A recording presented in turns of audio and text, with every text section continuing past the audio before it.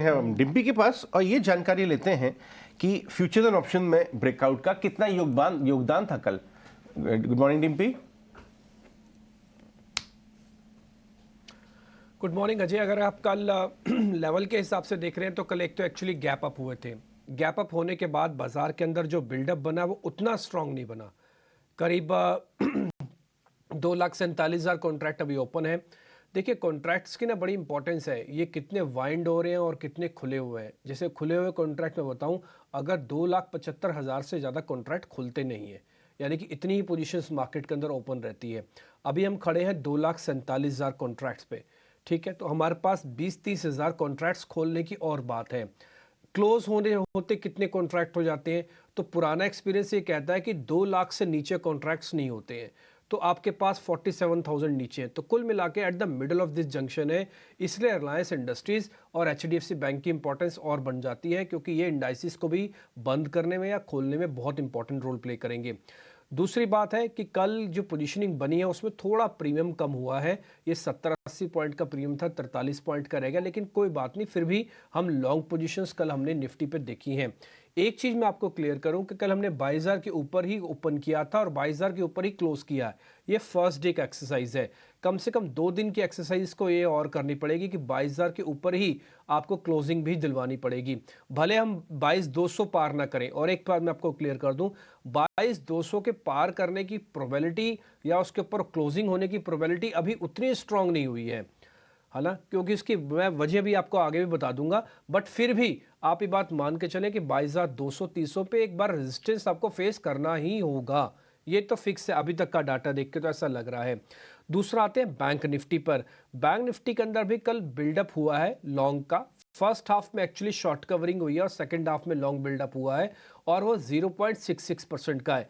Bank Nifty को ये शोभा नहीं देता ये 1% वाला। बैंक निफ्टी को चाहिए होता है 10%, 8%, 20%, 22%, इस तरह के मूव्स आते हैं। तो ये 1% की कल ताज़ा खरीदारियों ने बैंक निफ्टी को भी इसलिए 48,000 का लेवल हमको आज का दिन और कल का दिन फिर से बचाना होगा।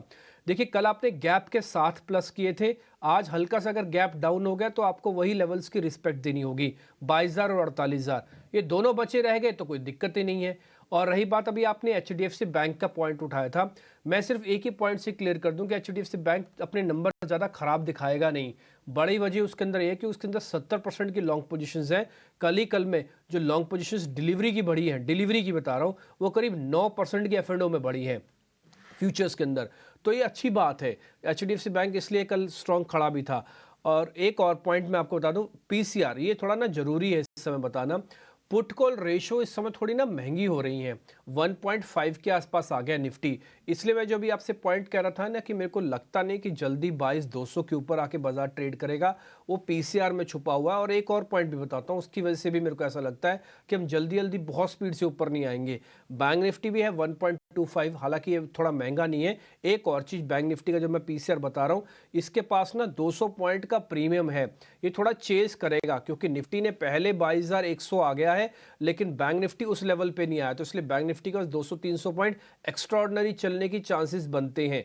तो आपका जो रास्ता खुला हुआ है 48,500 तक का रास्ता खुला हुआ है। ध्यान रखा जाए, 48,000 के नीचे जाते ही बैंक निफ्टी 200 पॉइंट तोड़ेगा और 22,000 के नीचे जाते ही निफ्टी भी करीब 200 पॉइंट के नीचे पे आके सपोर्ट लेगी 21,800, जो हम कल परसों जिसके बारे में जिक्र भी कर रहे थे।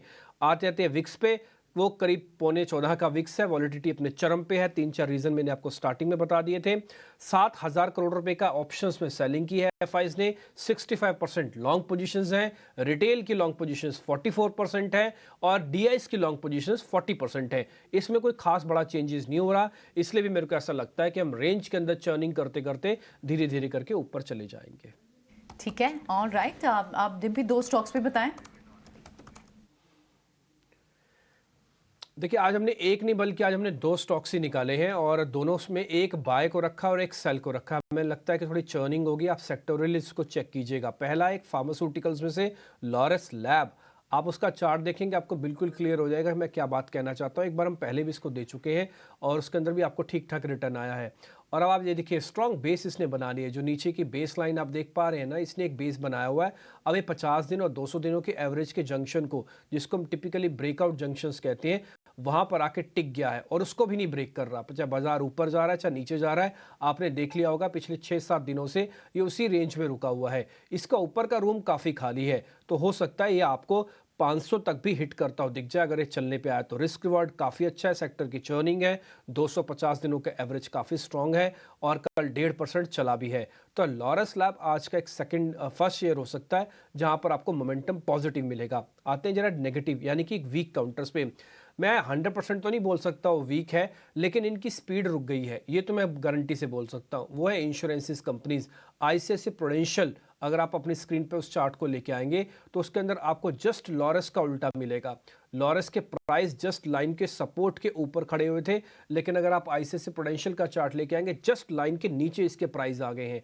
यही रिवर्सल है, दोनों चलने के लिए और एक टूटने के लिए तैयार खड़ा हुआ है। लेकिन इसकी सिर्फ एक ही इंपॉर्टेंस पॉइंट है, वो ये है कि ये ना अभी थोड़ा सा भी पकेगा उसके बाद जाके नीचे लेके आएगा। आप ऊपर की हमने एक लाइन ड्रॉ की हुई है, ये आपको एक क्लियर बता रही है कि इसके रेजिस्टेंस कितने स्ट्रांग है। हर बार जब भी ऊपर जाता है तो उसके बाद अपना हाई को ब्रेक नहीं कर पाता। तो एक वीक काउंटर की पहचान है। तो आप आईसीआईसीआई प्रूडेंशियल को धीरे धीरे अभी थोड़ा और पकने दीजिए, उसके बाद इसको शॉर्ट करेंगे, बहुत अच्छा पैसा बनेगा। और लॉन्ग करते समय लॉरस लैब को ध्यान देना है। दोनों की रीजनिंग हमने लिख दी है, दोनों के पॉइंट्स ऑलरेडी आपकी स्क्रीन पर हैं। आप चाहें तो दोनों का फायदा ले सकते हैं अपने वित्तीय सलाहकारों से पूछ के। ठीक है, शानदार। दो स्टॉक आ गए हैं, तो ये भी मेरा एक पर्सनल एक तरीका है देखने का। जब हमारे डिम्पी जी के पास एक स्टॉक होता है ना, तो उसे क्वेश्चन का साइन होता है, और दो स्टॉक या इच्छा to have more than two also is a sign कि हाँ बाजार में डिम्पी जी का व्यू ठीक ठाक है, पॉजिटिव टाइप का है। है ना, क्योंकि बाजार में इस समय देखिए लोहरी की आफ्टर पार्टी चल रही है। पहले लोहरी की पार्टी, उसके बाद आफ्टर पार्टी। कल जो 22,000 क्रॉस हुआ है, वहाँ पे हमारे पूरे गुजरात में मेरे सारे दोस्त जो है रूफटॉप पार्टीज के वीडियोस भेज रहे थे। तो ये भी थोड़ा सा पार्टी का माहौल चलता हुआ नजर आ रहा है, कोई रुकने का दम नहीं दे रहा है। लेकिन थोड़ा कॉशियस हमें रहना ही चाहिए। कल हमने आपको 3-4 इंडिकेट कर रहा है, पीसीआर इंडिकेट कर रहा है। कॉशियस मतलब ये नहीं 2-4 हजार करोड़ की करेक्शन, बट 200-400 पॉइंट का पुल बैक आए तो आप तैयार रहने चाहिए लेने के लिए भी, स्टॉप लॉसेस के लिए। तो ये है कॉशन का मतलब, भीषण मंदी नहीं है। लेकिन कपिल शाह, रत्नेश गोयल और वैशाली पारीक तीनों हमारे साथ आ चुके हैं। ट्रेडिंग की बातचीत को हम अपने पैनलिस्ट के साथ आगे लेके चलते हैं। आप तीनों का स्वागत है, गुड मॉर्निंग।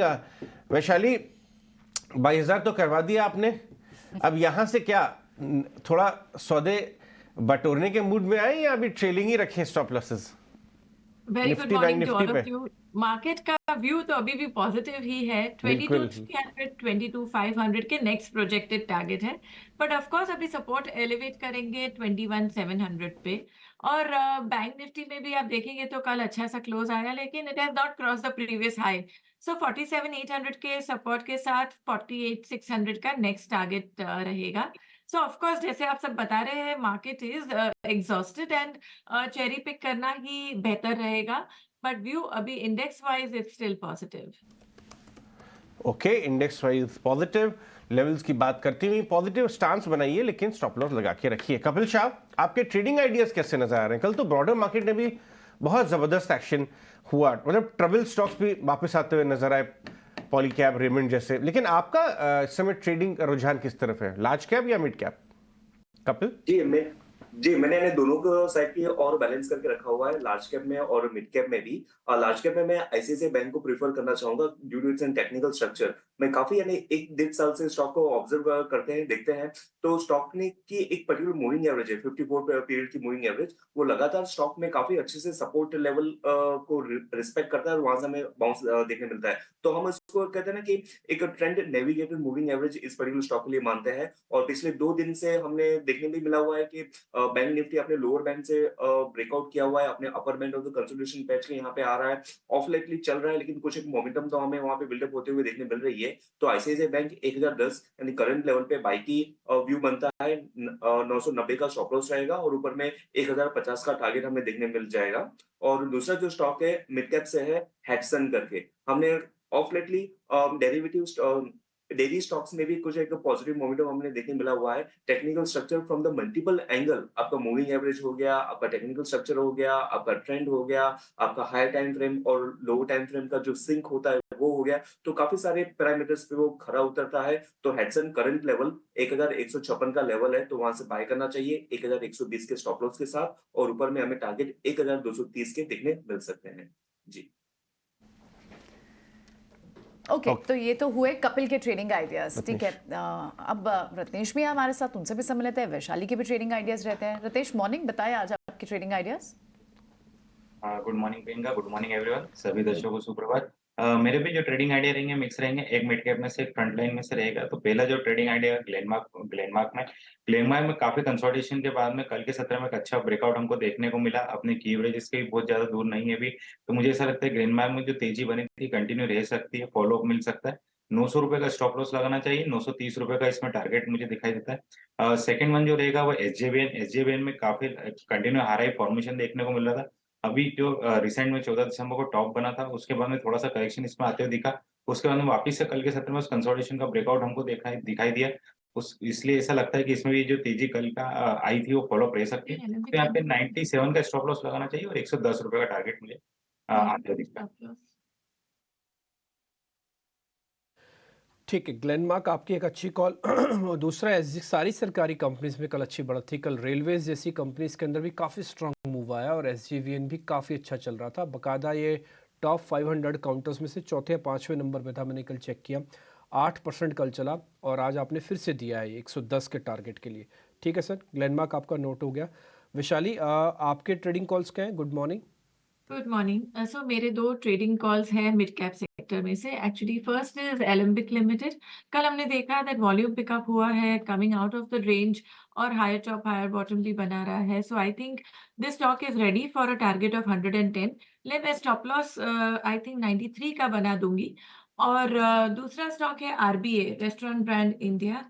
सो रेस्टोरेंट ब्रांड एशिया। सो 123 का स्टॉक अभी फिलहाल चल रहा है 118 के स्टॉप लॉस के साथ। फर्स्ट टारगेट रहेगा 137 138 और उसके ऊपर अगर सस्टेन करता है तो 140 145 टारगेट्स भी मिल सकते हैं। So RBI is one of the stocks और दूसरा है एलिम्बिक लिमिटेड। ठीक है, तो मैं एक बार आपको सभी की कॉल्स वापस से दिखाता हूँ। इस कॉल्स में मेरे को दो चीज़ बड़ी इंपॉर्टेंट लगी। पहला, इसमें ज़्यादातर आप शेयर्स ना मिड कैप कैटेगरी के देख पा रहे हो। इसने किसी ने भी एक्सपर्ट्स ने आपको एचडीएफसी नहीं दिलवाया, आपको रिलायंस नहीं दिलवाया। तो इसलिए हो सकता है बाज़ार के अंदर चर्निंग का एक दौर चले। ये चर्निंग हो सकता है रेंज में भी रहे, है ना। जरूरी नहीं है कि चर्निंग का मतलब ऊपर नीचे होता है। चर्निंग का मतलब कि 100 पॉइंट वाली घट के 20 पॉइंट ही रह जाए सिर्फ। दूसरा, आप मिड कैप कैटेगरी में जो ट्रेंडिंग स्टॉक्स हैं ना वही पकड़े गए। जैसे एसजीवीएन का कल का काफ़ी डाटा स्ट्रॉन्ग है, तो एसजीवीएन ले लिया। ग्लेनमार्क काफ़ी अच्छा है। एक एलेम्बिक लिया, लॉरेंस हमने बताया। तो इससे हो क्या रहा है कि आप डिफेंसिव स्टॉक्स को भी अपनी ना लिस्ट में जोड़ रहे होंगे आज के ट्रेडिंग कॉल से। उसमें से 3 फार्मास्यूटिकल्स के शेयर है, लॉरेंस है, एलेम्बिक है, हेडसुन एग्रो और आईसीआईसीआई बैंक। ये आपको कपिल ने बताए हैं शेयर्स। इस पे ध्यान रखिएगा, इसमें मिड कैप कैटेगरी के शेयर्स भी इंक्लूड है। इनफैक्ट मार्जिन में भी थोड़ी सी कॉन्ट्रैक्शन दिखी है। क्या स्टॉक थोड़ा सा इस पर रिएक्ट कर सकता है, इस न्यूज़ पर आज? एंजल वन को एक बार बताएं। तो मे बी अगर इवन रिएक्ट करता है, but what is important the trend is very intact. 3700 जब तक ये स्टॉक का सपोर्ट मेंटेन होता है, आई डोंट थिंक ये स्टॉक में कुछ वरी करने लायक है। बट अगर 3700 लेवल्स टूटते हैं तो ये ट्रेंड में थोड़ा डैमेज आ सकता है एंड देन मे बी 3500 तक जा सकता है। बट तब तक के लिए बने रहिए। I think look for a target of 4100। सो थोड़ा डिक्लाइन मिलता है तो आपके लिए खरीदारी का मौका ढूंढना चाहिए। अच्छा स्टॉक है ये। एक और स्टॉक जो काफ़ी पसंदीदा लग्जरी सेगमेंट को केटर करता है और वो है लैंडमार्क कार का। इनका Q3 अपडेट आया और इसमें Q3 में कंपनी ने रिकॉर्ड रेवेन्यू भी रजिस्टर किया है। एक बार इसको भी चेक कर लेते हैं। ये इनका हाईएस्ट एवर क्वार्टरली रेवेन्यू भी है, Q3 वाला। और इस पर कैसे आज स्ट्रीट रिएक्ट कर सकते हैं? कल ही 3.5% तेज था। लैंडमार्क कार्स को आप एक बार चेक करें कपिल। लैंडमार्क चार्ट का स्ट्रक्चर तो काफी अच्छा ही है और वैसे भी जब भी हम रोड पे होते हैं और कोई भी लग्जरी कार होती है उसके पीछे का जो डीलर का नाम होता है तो हम ज्यादातर लैंडमार्क का ही नाम देते हैं। तो इसका मतलब कि इनका ग्राउंड लेवल पे भी प्रेजेंस काफी अच्छा ही है। चार्ट का स्ट्रक्चर में स्टॉक ने बीच में थोड़े टाइम के लिए पॉज किया हुआ था, लेकिन अभी फिर से एक बुलिश कंटिन्यूएशन साइन हमें देखने मिला हुआ है। कल के दिन में फिर स्टॉक में 3% की बढ़ोतरी देखने मिली हुई है। जब भी स्टॉक में कुछ डिप आए हुए हैं, वो 27 की मूविंग एवरेज के अराउंड स्थगित हो गए हैं और वहां से हमें फिर से बाउंस देखने मिला हुआ है। तो रिसेंट बॉटम का भी फॉर्मेशन कुछ 27 से ही हमें बाउंस देखने मिल रहा है। तो मुझे लग रहा है कि यहाँ से फ्रेश अपसाइड मोमेंटम हमें देखने मिलनी चाहिए, और एटलीस्ट शॉर्ट टर्म ट्रेडिंग में भी उसके अपसाइड पोटेंशियल जो उसके प्रीवियस पीक्स हुआ करते थे 885 के यहाँ पे, तो वहां तक ये स्टॉक इजीली चेस कर सकता है, और उसके बाद में तो स्टॉक एक अनचार्टेड टेरिटरी में फ्रेश ब्रेकआउट का कैंडिडेट बन जाता है। ठीक है। एक पीएनसी इंफ्रा का भी ब्रेकआउट हुआ था 2-4 दिन पहले, और आज से उसमें एक खबर भी आई है कि उसने करीब अपने कुछ रोड सेट्स को बेचा है, और वो रोड सेट्स को जो बेचा है वो करीब 9,000 करोड़ रुपए के हैं। तो एक बार ज़रा इस पे पता कर लेते हैं। पीएनसी इंफ्रा एक बार आप चेक करेंगे रत्नेश, ये एक अच्छा ब्रेकआउट वाला कैंडिडेट है। बिल्कुल, अगर पीएनसी इंफ्रा का चार्ट को देखें, डेली चार्ट में इसने ट्रेंड लाइन का ब्रेकआउट दे दिया था। ये जो ब्रेकआउट आया था 10-11 जनवरी के आसपास में आया था, वहाँ पे एक अच्छी वॉल्यूम एक्टिविटी भी देखने को मिली थी। उसके बाद में एक थोड़ा-सा जो अपना प्रीवियस हाई, वहाँ पे एक इसने सप्लाई लिया। जो हाई का सप्लाई ज़ोन आता है वो करीब-करीब 400 के आसपास में आता है, जो कि 2021 के आसपास का बना हुआ है। तो इस कारण से थोड़ा-सा हमको एक थोड़ी-सी प्रॉफिट बुकिंग देखने को मिली, पर अभी भी किसी तरह की इसमें कमजोरी नहीं है। चार्ट पे कि अच्छा लेवल 380 से 385 की रेंज, जो काफ़ी अच्छी एक सपोर्ट रेंज है। यहाँ पे जरूर बाइंग करी जा सकती है। यहाँ से स्टॉप लॉस भी बहुत पास का बनता है 360 का, और मुझे जो टारगेट दिखते हैं इसके ऊपर आते हुए, वो करीब-करीब 430 से 460 तक आते हुए दिखते हैं। तो बिल्कुल यहाँ पे खरीदारी की राय है।